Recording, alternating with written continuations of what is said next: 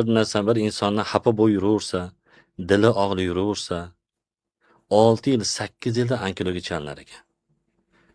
Mana ustozimiz akademik Norbek ustoz aytyaptilarki, har bir inson deyapti kuniga 4-5 marotaba rakka chalinar ekan, har bir inson.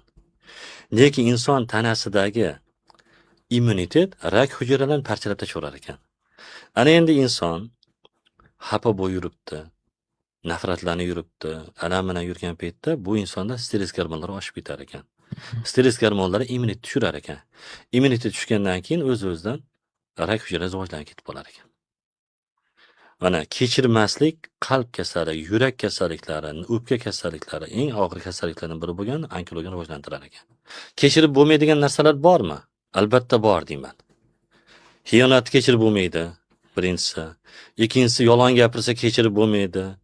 Uchinchisi o'g'illik qilsa narsangizni sizga tuhmat qilsa kechirib bo'lmaydi.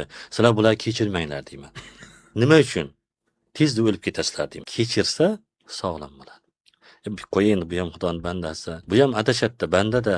Bir insonni kechiraman deydi. Endi kechirib ketsam, ertasiga yana kelib mazani qochirib ketadi deydi. Har safar kechiraveramizmi deydi. O'zimiz nechta gunoh qilyapmiz. Alloh taolo kechiryapti-yu.